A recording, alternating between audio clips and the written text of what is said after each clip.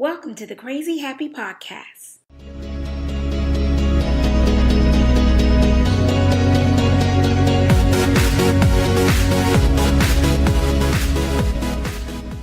Thank you for dropping in for your dose of crazy happiness and a quick hit of positivity. Welcome to episode 24.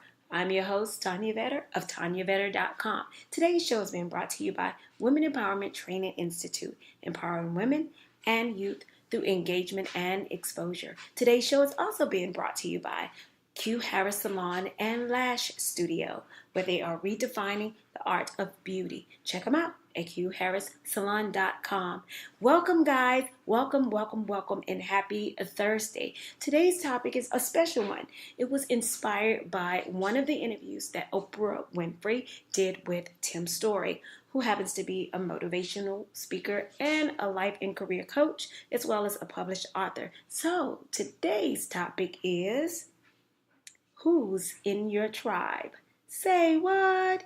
Yes, who is in your tribe? But I have another question for you. Are the people in your tribe God idea partners? Yep. Are they God idea partners? And that's what we're going to dig into a little bit today.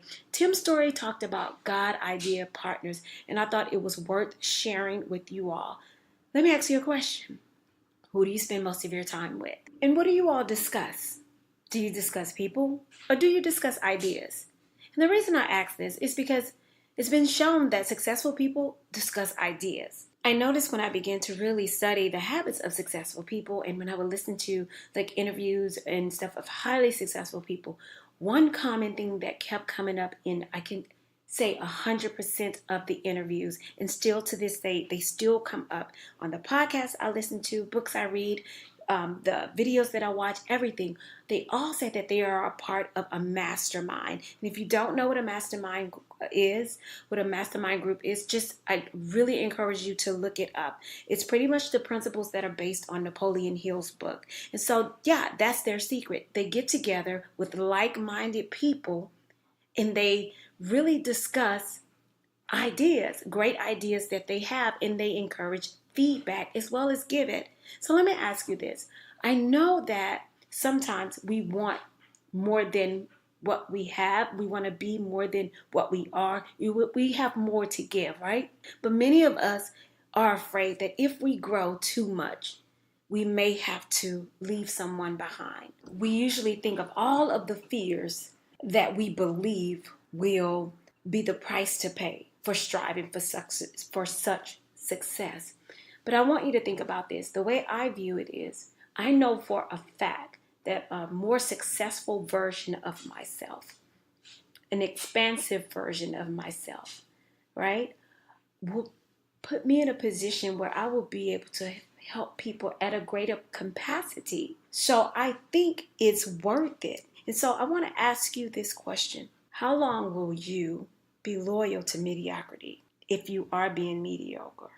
Just because you don't want to leave someone behind. You're not leaving them behind. And if we would just stop telling ourselves that that's a price to pay, you're not leaving them behind, right? You will be of greater value to them and use to them if you are a better version of yourself. Don't worry about the criticism that you believe will also come, because I know that's a huge factor when people hear success stories or you hear loved ones sometimes say, well, that person has changed.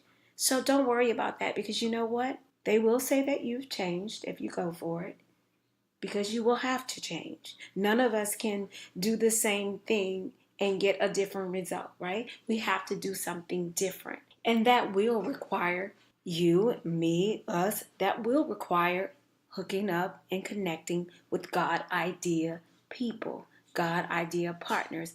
Think about this. When you're walking side by side and you're having a conversation, do you notice something?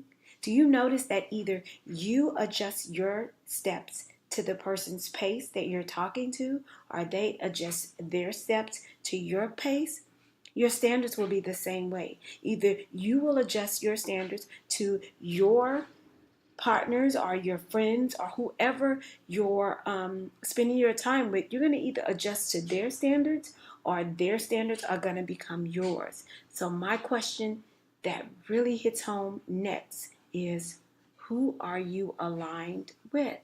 Because whoever we are aligned with is pretty much a great measure of whether we grow or we stay stagnant. Now, I'm on the hunt for people who have far more than I have.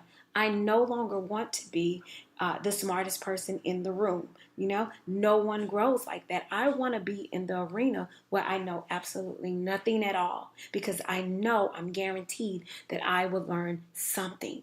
And so think about your God idea partners. Think about who they are. If you don't have them, ask yourself, why not? And so I'll leave you with one of Tony Robbins' quotes. He says, who we spend time with is who we become. I'll say that again.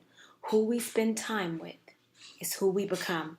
I hope today's episode has helped you immensely. Don't forget to check me out at tanyavetter.com and grab your Dumping Ground Journal. Don't know what it is? What? Go to episode 6 and check it out. Guys, you know what I say. Be light, be love, be you.